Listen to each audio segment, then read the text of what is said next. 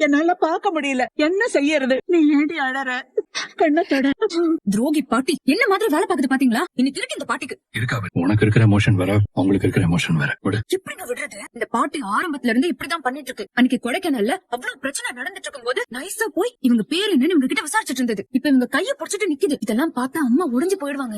எனக்கு புரியுது காவேரி. ஆனா இப்போதைக்கு நீ அவங்க கிட்ட எதுவும் சொல்ல வேண்டாம். டார்ச்சர் பண்ணாலும் சரி, அவங்க எந்த எல்லைக்கு போனாலும் சரி, நம்ம ஒரு பைசா கூட அவங்களுக்கு கொடுக்க கூடாது. இவங்க எல்லாம் இடத்த கொடுத்தா மரத்தை பிடிக்கிற ஆட்கள். கொஞ்சம் காசு கொடுக்கறோம்னு சொன்னா கூட நம்ம காசு கொடுக்க ரெடி ஆயிட்டோம். இப்படியே பிரச்சனை பண்ணி பயம் காட்டி மொத்தத்தையும் ஏமாத்திரலாம் தான் யோசிப்பாங்க. இப்படி எல்லாரும் உங்க பாயிண்ட்லயே ஸ்ட்ராங்கா இருந்தீங்கன்னா எதுவுமே பண்ண முடியாதுங்க. பிரச்சனை இதுக்கு மேலே பெருசா வளர்ந்துகிட்டே தான் போகும். உங்களுக்கு நிறைய விஷயம் தெரியாதுங்க. என் கல்யாணத்துக்காக வச்சிருந்த நகையை வித்துதான் நாங்க அந்த வீட்டையே மீட்டோம். நான் அந்த வீட்டுக்காக என் நகையும் கொடுத்து என் பங்கையும் விட்டு கொடுக்கணும்னு சொல்றீங்களா? எங்களால அதெல்லாம் முடியாது. அந்த வீடு தான் எங்களுக்கு இருக்கிற ஒரே ஆதாரம். அதெல்லாம் விட முடியாது. அந்த முத்துமலர் ஃபேமிலி இவ்வளவு ஸ்ட்ராங்கா ஒவ்வொன்னும் பண்றத பார்த்தா அவங்க பின்னாடி பசுபத்தி இருப்பானோன்னு எனக்கு தோணுது. எனக்கு கவலையா இருக்குடா. இங்க பாருங்க பாட்டி, குட் டேஸ் இருக்கிற மாதிரி பேட் டேஸும் இருக்கதான் செய்யும். இதை கடந்தாதான் மறுபடியும் நல்ல நாட்களுக்குள்ளே போக முடியும். எல்லாத்தையும் நீங்க என்கிட்ட விட்டுருங்க. விஜய் பாத்து பான்னு நீங்க ரிலாக்ஸ்டா இருங்க. நான் பாத்து செல்ல பாட்டி இல்ல எனக்கு ஒரே ஒரு வாட்டி சரிங்க பாப்போம்.